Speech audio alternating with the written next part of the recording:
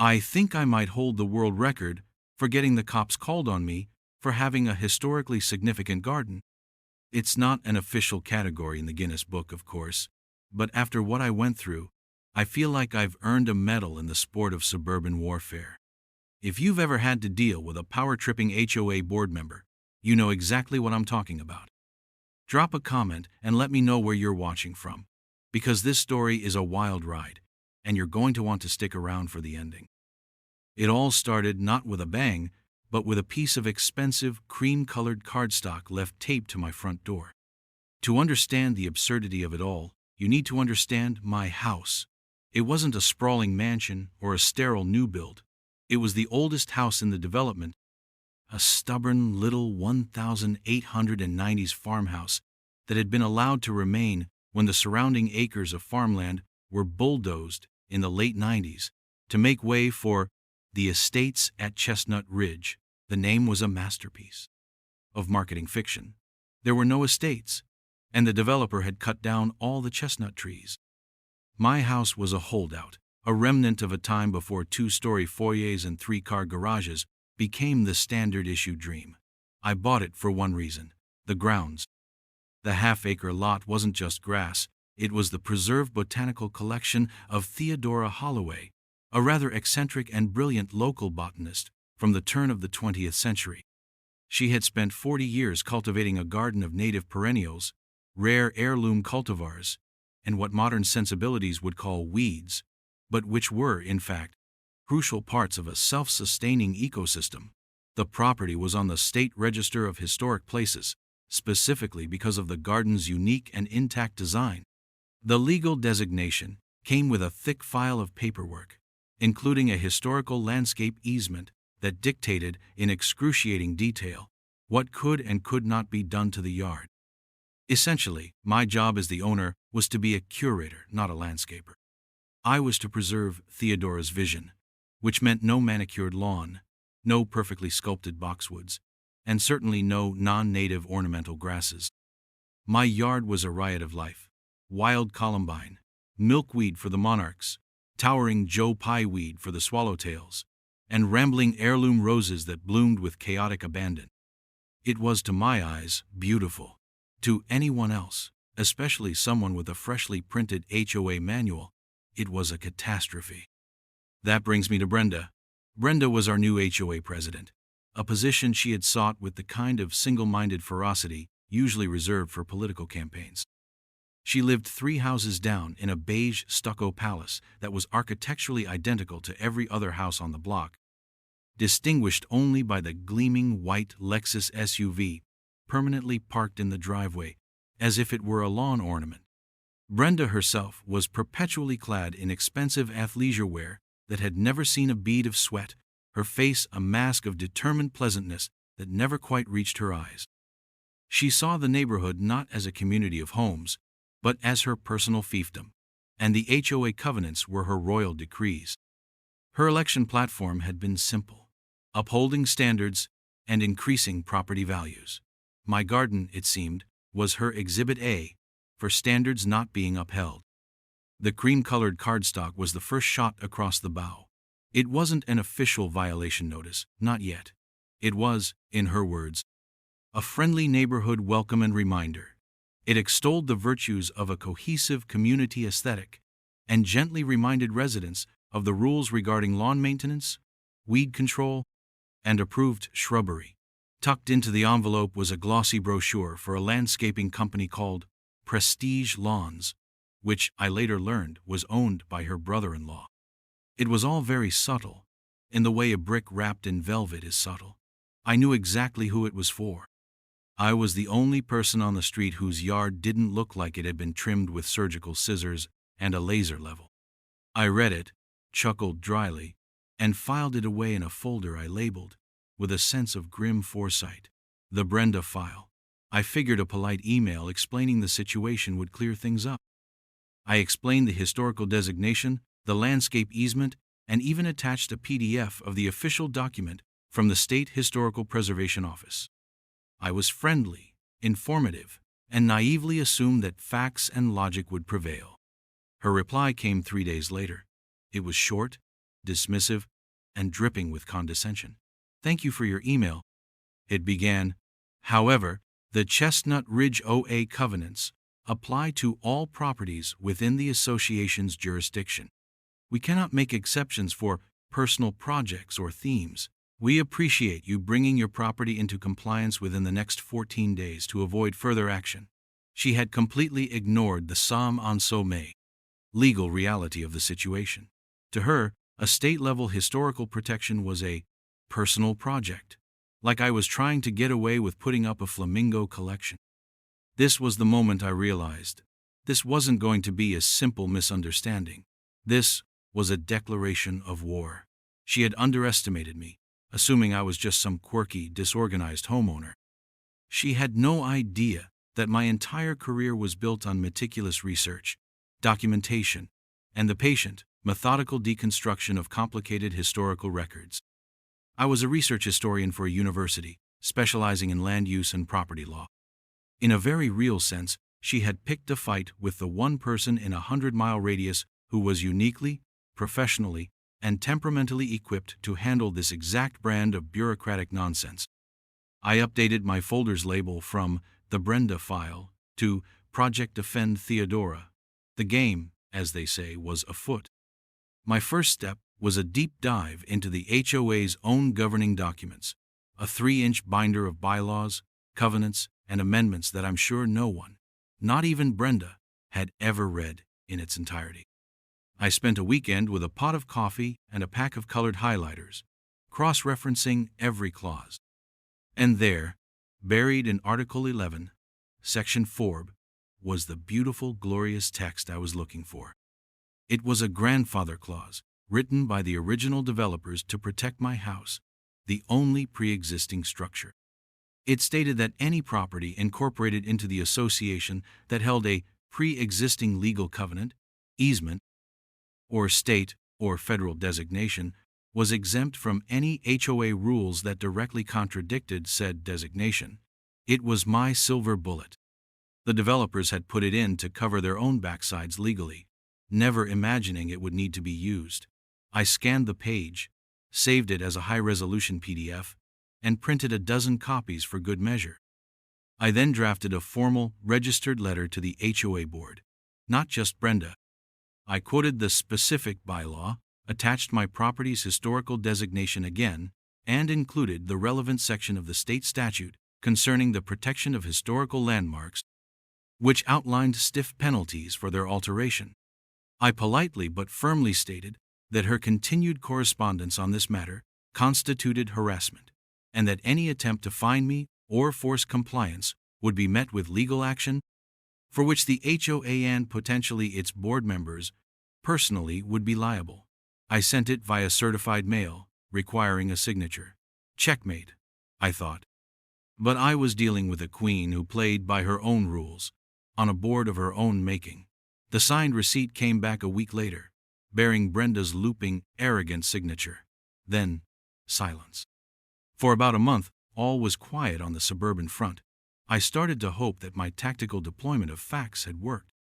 My neighbor, a quiet retiree named George who had lived in the area for 50 years, knew better. "She's not the type to give up," he warned me one afternoon over the fence, gesturing toward my flourishing black-eyed Susans. "She's the type to reload." George was right. The silence was not an armistice. It was a strategic retreat. Brenda's next move was far more insidious. She couldn't attack me directly through the bylaws, so she decided to attack my reputation. My neglected and overgrown yard became a hot topic on the neighborhood's private social media page, a digital den of gossip and passive aggression. Posts began appearing, never mentioning me by name but always transparently about my property. "Has anyone else noticed the decline in curb appeal on Chestnut Court?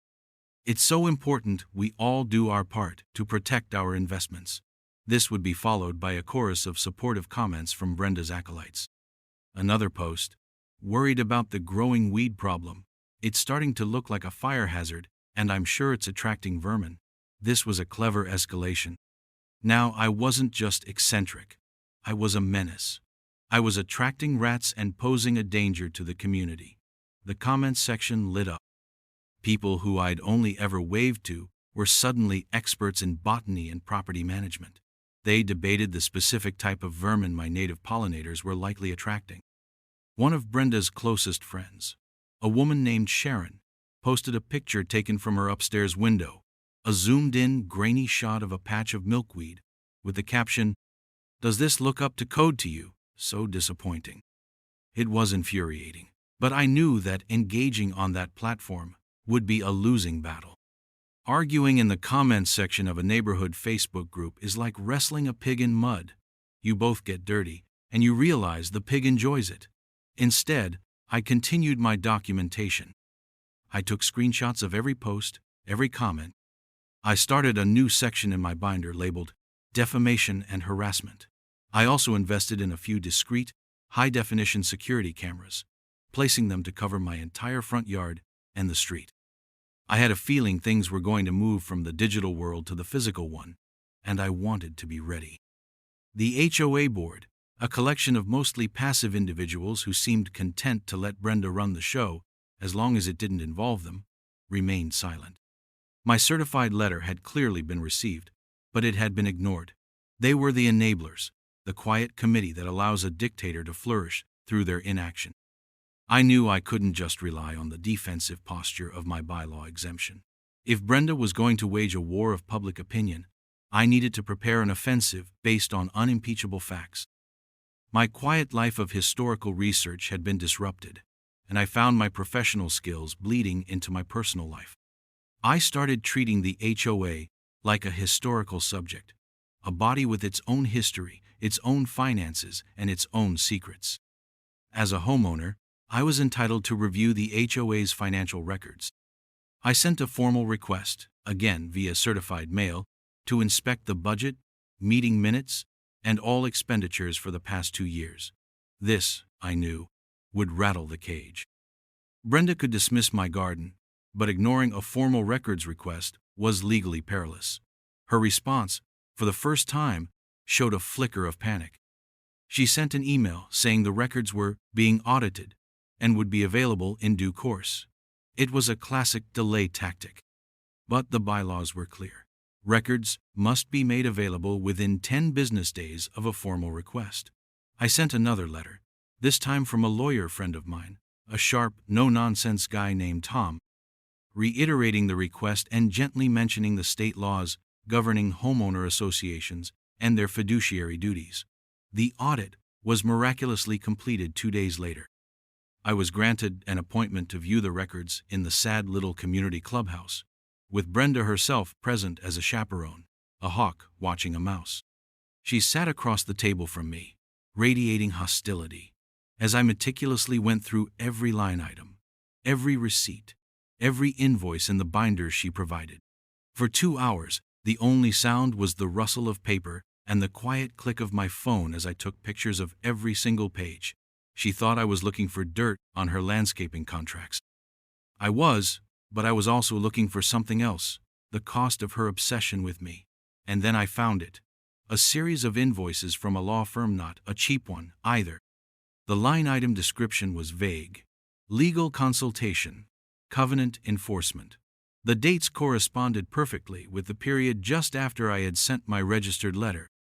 Brenda had, without a formal vote from the board, used thousands of dollars of our community funds to get legal advice on how to fight me. The meeting minutes, which I cross-referenced, showed no record of the board ever authorizing this expenditure. It was a clear misuse of funds, a breach of her fiduciary duty to the homeowners she claimed to be protecting. This was no longer about weeds and curb appeal. This was about abuse of power and financial misconduct. This was the smoking gun. I photographed the invoices, the corresponding bank statements, and the pages of the meeting minutes where the approval should have been. As I packed up my things, Brenda gave me a smug, triumphant smile. "Find everything you were looking for?" she asked, the sarcasm practically dripping onto the table. "Oh yes," I replied, my voice perfectly neutral. "More than you can possibly imagine." I walked out of that clubhouse not just with evidence, but with a complete, undeniable case against her. The trap was set. Now, I just had to wait for her to walk into it. The escalation I had been anticipating arrived on a sunny Tuesday afternoon. It came in the form of a large, noisy truck from Prestige Lawns, pulling up to my curb. Two men in bright green shirts got out and started unloading commercial-grade mowers and weed whackers. I was in my home office, overlooking the front yard, and saw the whole thing unfold. I calmly walked outside before they could take a single step onto my property. "Can I help you, gentlemen?" I asked, my voice betraying none of the cold fury I felt. The foreman, a burly guy with a sunburned neck, looked at a work order on his clipboard. "Yeah, we've got an order for a full landscape cleanup. Lot clearing, mowing, hedge trimming." He pointed vaguely at my entire yard. "For this address." I held up my hand. "I'm the owner of this property," I said calmly, "and I have not authorized any work. You are not to set foot on my lawn." He looked confused, then annoyed. He jabbed a thumb back toward the street. "Lady, the order is from the HOA, from a Brenda something. She said it was all paid for and cleared. This was it." This was the line she had finally crossed. She had moved from letters and online gossip to hiring contractors to physically alter my legally protected property. My security cameras, I noted with grim satisfaction, were capturing the entire exchange perfectly. "I understand she may have told you that," I said, keeping my tone reasonable. "However, what she has done is illegal. This property is a state historical landmark, and altering it without a permit is a serious offense. Furthermore, you are currently on the verge of trespassing. I need you to pack up your equipment and leave." The foreman was skeptical. He pulled out his phone, presumably to call his boss, or, more likely, Brenda herself. I could hear his side of the conversation. "Yeah, the homeowner is out here. Says we can't do it. Something about it being historical? I don't know." She seemed serious. He listened for a moment, his face hardening. "Okay, got it." He hung up and looked at me with renewed, belligerent confidence. "My boss said the HOA is handling it. They have the authority. We're cleared to do the job." He took a step toward my yard. This was my moment to draw a very clear, very bright line. "Let me be perfectly clear," I said, my voice dropping into a lower, more serious register. "If you or your equipment cross that property line, I will be calling the police and reporting you for criminal trespassing and attempted destruction of property. My lawyer, whose card I am about to give you, will then be filing a civil suit against your company for damages. This property's legal status means that damages will be calculated at a much, much higher rate than a typical lawn. We're talking tens, possibly hundreds of thousands of dollars. Are you personally willing to be liable for that because Brenda told you to?" I handed him Tom's business card. The mention of specific legal terms, personal liability, and a dollar amount that was far more than his truck was worth seemed to finally penetrate his bravado. He looked at the card, then at my face, then back at his employee, who was standing there with a weed whacker looking deeply uncomfortable. He grumbled something under his breath and got back on the phone. This time, the conversation was shorter.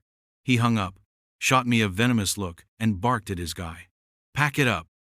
We're leaving." They loaded their equipment back onto the truck with angry, clattering noises and sped off down the street. Round 2 went to me. I immediately called Tom, my lawyer friend, and gave him a full report, sending him the video file from my camera. He let out a low whistle. "She's out of her mind," he said. "She just exposed the HOA to massive liability. This is beautiful. The case just keeps getting better." He advised me to send another registered letter to the board, detailing the incident and including an invoice for the time I had to take off work to deal with it, as well as a formal warning that any further attempts to enter or alter my property would result in immediate legal action. I spent the rest of the afternoon drafting the letter, my fingers flying across the keyboard, fueled by righteous indignation. I was no longer just defending my garden. I was fighting against a petty tyrant who believed rules were for other people. I had the law, the facts, and the HOA's own bylaws on my side. Brenda had nothing but her ego and a rapidly dwindling supply of neighborhood goodwill. The chessboard was set, and she was down to her last few pawns. I knew her next move would be one of desperation. I had anticipated letters, gossip, and even a confrontation with the landscaping crew. But I honestly didn't predict that her final, desperate gambit would involve dialing 911. The grand finale of Brenda's campaign of harassment came a week later, on a Saturday morning. I was enjoying a cup of coffee on my back patio, admiring the way the morning light hit the dew on the spiderwebs woven between the tall stalks of goldenrod. It was a peaceful, perfect moment, which, of course, is when it was shattered. The telltale sound of a siren grew louder and louder until it was clear it was stopping on my street. Then another. I walked through my house to the front window and peered out. 2 police cruisers were parked at my curb, lights flashing, bathing the whole street in strobing blues and reds. Neighbors were poking their heads out of their doors, their faces a mixture of alarm and morbid curiosity. This was it, the nuclear option. Brenda had called the cops on me. I took a deep breath, straightened my shirt, and walked to my front door, my heart pounding a steady rhythm of anger and adrenaline. Standing on my front walkway were 2 police officers, and of course, Brenda. She was in her full power outfit, crisp white tennis skirt, pink polo shirt, and a visor perched on her perfectly highlighted hair. She had her arms crossed and was pointing a manicured finger at my offending patch of coneflowers, her face a mask of grave concern as she spoke to the officers. I opened the door and stepped outside. "Good morning, officers. Is there a problem?" I asked, my voice calm and even. One of the officers, a man in his 40s with tired eyes, turned to me. "Ma'am, we received a call about a public nuisance, a report of a dangerously overgrown and unkempt property, possibly attracting pests and creating a fire hazard." He had the decency to look slightly embarrassed as he said it, gesturing vaguely at my vibrant, thriving garden. Brenda chimed in immediately, her voice shrill with manufactured panic. "Officer, I'm the HOA president. We have rules. This is a blight on our community." "It's a clear violation. I'm concerned for the safety of our children. There could be anything hiding in there. Snakes, ticks." She was putting on a full theatrical performance for the entire neighborhood, which was now spectating from their driveways. The officer looked from her to me, then at my yard. He looked less like an enforcer of the law and more like a weary parent caught between 2 squabbling toddlers. "Ma'am," he said to me, "the complainant states that you've been issued multiple warnings to clean up the property per your community association rules." This was the moment I had been preparing for. I didn't argue. I didn't raise my voice. I simply nodded and said, "I understand that's what she's told you. If you'll give me one moment, I can clear this all up." I went back inside and returned with a heavy, 1-inch binder. It was my Project Defend Theodora file, complete with tabbed sections and a table of contents. I opened it to the first page and handed it to the officer.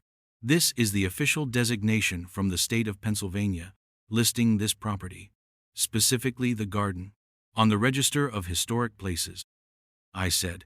"And this," I flipped the page, "is the legally binding historical landscape easement that governs its care. It legally prohibits me from doing what she is demanding. I am not neglecting it. I am preserving it, as required by state law." The officer took the binder and began to read. His partner looked over his shoulder. I could see the shift in their expressions from annoyance to surprise, and then to a dawning understanding. They were cops, not botanists, but they understood official documents and legal authority. Brenda's face, meanwhile, was turning a fascinating shade of blotchy red. "That's just some trick," she sputtered. "Some loophole. It doesn't matter. The HOA has rules." The first officer looked up from the binder, his tired expression now replaced with one of crisp professionalism, and it was directed entirely at Brenda. "Ma'am," he said, his voice flat and devoid of sympathy, "this is a state-level designation.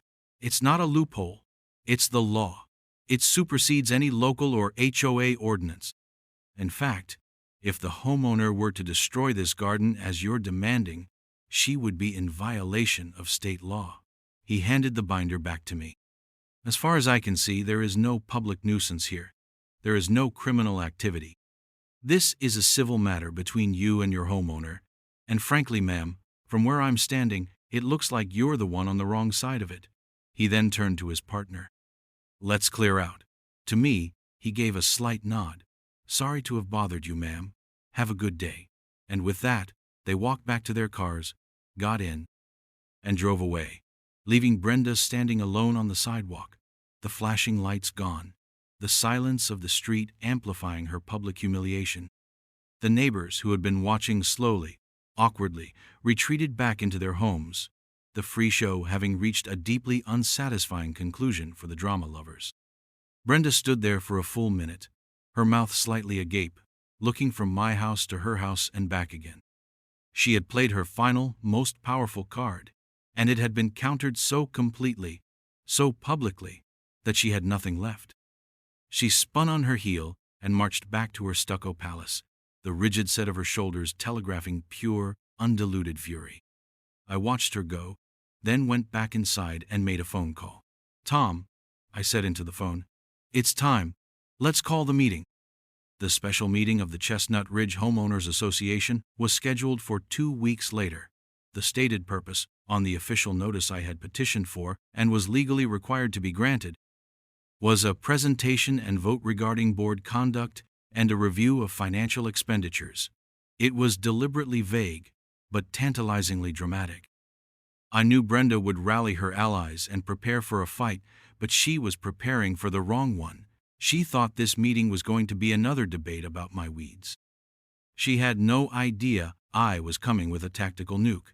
The meeting was held in the community clubhouse, the same room where I had inspected the financial records. The turnout was unprecedented.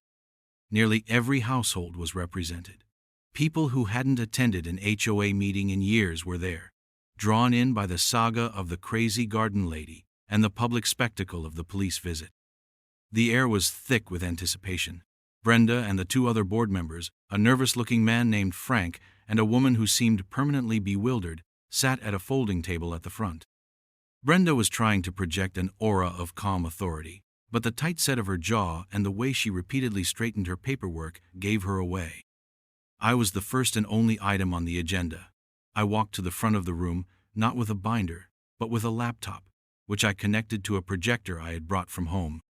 The first image that flashed up on the screen was a beautiful, sun-drenched photo of my garden in full bloom. "Good evening, everyone," I began. "For those of you who don't know me, my name is Protagonist's name, and I live at 112 Chestnut Court. Many of you know my home as the one with the weird yard, and I'm here tonight to talk about that. But I'm also here to talk about our HOA, our money, and the duties of the people we elect to this board." I clicked to the next slide. It was a high-resolution scan of the state historical designation. I explained, calmly and clearly, the history of Theodora Holloway and the legal protections afforded to the property. I showed them the specific state statutes. I wasn't just telling them my yard was special. I was giving them a history and civics lesson. I could see the understanding dawning on people's faces. They weren't looking at weeds anymore. They were looking at a piece of local history they never knew they had.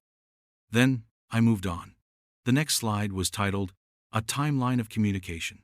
I showed them copies of every letter, every email, starting with Brenda's friendly reminder and ending with the certified letter from my lawyer that the board had ignored.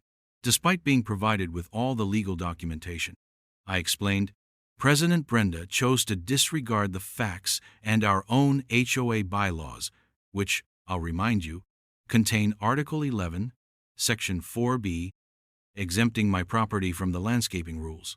I put the text of the bylaw up on the screen. You could hear a pin drop. People were looking at Brenda, then back at the screen. The next section was harassment and slander.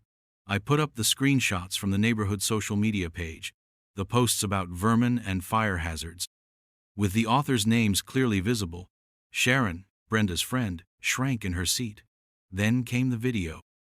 I played the security footage of the Prestige Lawns truck, the confrontation with the foreman, and his clear statement that Brenda said it was all paid for and cleared. The room erupted in murmurs. This was no longer a disagreement. This was a deliberate, illegal act. Finally, I got to the part Brenda never saw coming. The slide simply read, "Financial mismanagement." I put up the invoices from her high-priced law firm. As you can see, I said, my voice steady, over $4,000 of our community funds were spent on legal consultations. The purpose of these consultations, based on the timeline, was to find a way to circumvent state law and our own bylaws to force me to destroy a historic landmark. I then showed the meeting minutes from those months. You will find no record of a board vote authorizing these expenditures. Our president spent this money unilaterally, from our reserve funds to finance a personal vendetta. That was the kill shot. The room exploded. People were shouting questions at Brenda. Did you spend our money on this? Why wasn't there a vote? Frank, the nervous board member, looked like he was about to faint. Brenda was sputtering, trying to defend herself. I was acting in the best interest of the community. I was protecting our property values. But no one was listening. Her authority had evaporated in the harsh light of the projector. I let the chaos swell for a moment before delivering the final blow. I clicked to my last slide. It was a still from my security camera, showing the 2 police cars parked in front of my house, their lights flashing. This is where this obsession led, I said, my voice ringing with finality, to our HOA president calling the police and filing a false report, wasting city resources and alarming the entire neighborhood. All because she refused to accept a fact that was presented to her in writing months ago. I looked directly at the homeowners. The question before you tonight is simple. Is this the kind of leadership we want? Is this how we want our money to be spent? The answer was a resounding no from the crowd. George, my elderly neighbor, stood up. I make a motion for a vote of no confidence and to immediately remove Brenda from the board of directors. Someone else seconded it instantly. It was pure pandemonium. Brenda sat there, pale and stunned, as her entire suburban kingdom crumbled around her, brought down not by an army, but by a historian with a laptop and a well-organized binder. The vote was nearly unanimous. She was out. Frank and the other board member resigned on the spot, not wanting any part of the fallout. The meeting ended with the election of a new interim board, with George reluctantly agreeing to serve as president. My war was over. I had won.